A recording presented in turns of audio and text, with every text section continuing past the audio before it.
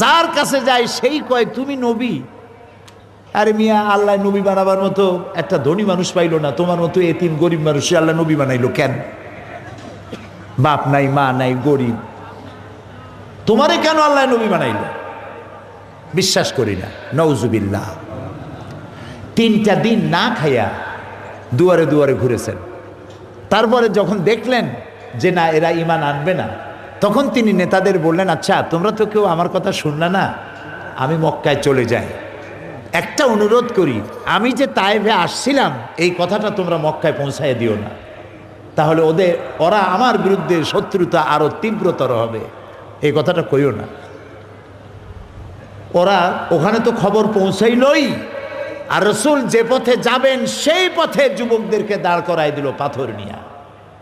আমার জীবনে একটা বার সেই রাস্তাটা দেখার তৌফিক আল্লাহ দিয়েছেন, যেখানে রসুল অত্যাচারিত হয়েছিলেন।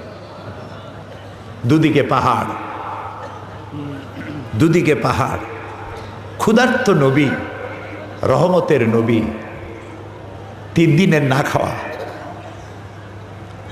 যাইদ সাথে, রসুল্লাহ যাচ্ছেন, যুবকেরা পাথর মারা শুরু করে দিয়েছে।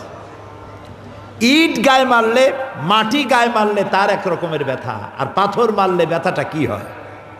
শরীর কাটতেছে, রক্ত ঝরতেছে। রসুল্লাহ পড়ে গেলেন, যুবকেরা এসে জোর করে ধাক্কা মেরে জবরদস্তি করে হাঁটালো, আর পাথর মারলো, আবারও পড়ে গেলেন। আমি সেই 2 জায়গা দেখেছি, যে 2 জায়গায় বেহুশ হয়ে পড়েছিলেন। আবার জোর করে দাঁড় করে আবারও ধাক্কা মেরে হাঁটাচ্ছে। আল্লাহর ফেরেশতারা কাঁদতেছে রাসূলুল্লাহর অবস্থা দেখে। 3য়বারের মতো যেখানে তিনি বেহুশ হলেন, সেখানে ছোট্ট একটা মসজিদ আছে ভাঙ্গা, এখানে রাসূলুল্লাহ একদম বেহুশ হয়ে গেলেন, শরীর থেকে রক্ত ঝরতেছে। যখন তিনি হুশে এলেন, হযরত জিবরাইল বললেন, ইয়া রাসূলুল্লাহ, আপনার এই কষ্ট দেখে অসহ্য হয়ে গেছে, আমি পাহাড় পরিচালক ফেরেশতার সাথে করে নিয়ে এসেছি, আপনি অনুমতি দেন এই 2টি পাহাড়কে মিলায় দিয়া কাফেরগুলাকে পিষা মারিয়া শেষ করে দে।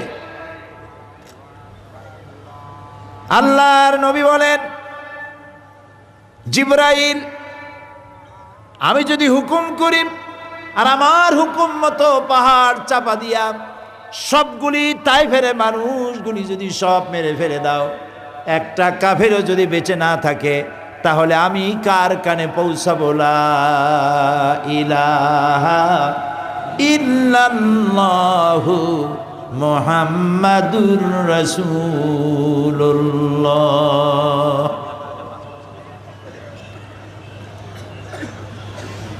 একজন লোক রাসূলুল্লাহর এই দুরবস্থা দেখে তার বাগান থেকে 1 গ্লাস আঙ্গুরের রস নিয়ে আসছে, রাসূলের হাতে দিয়ে দিল। নবী করিম সাল্লাল্লাহু আলাইহি ওয়াসাল্লাম আঙ্গুরের গ্লাসটা হাতে নিয়ে বললেন, তোমার নাম আত্তাস? লোকটি বলল, আমার নাম আত্তাস। তোমার বাড়ি ইউনূস আলাইহিস সালামের গ্রামে, সেই এলাকায়? তিনি বললেন, হ্যাঁ।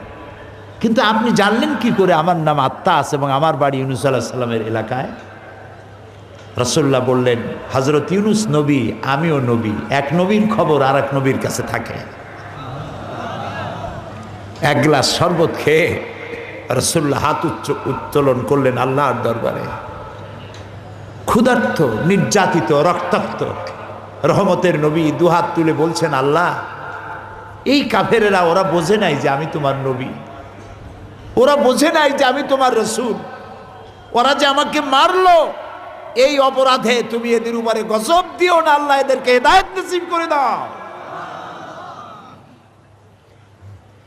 এ হচ্ছে রাহমাতুল্লিল আলামিন, সমস্ত মানুষের জন্য তিনি রহমত হিসেবে এসেছিলেন। মার দাঙ্গা করে ইসলাম প্রতিষ্ঠা করতে আসেন নাই। কি দয়া! 13টি বছর মানুষকে দ্বীনের কথা বুঝালেন, তাওহীদ বুঝালেন, রিসালাত বুঝালেন।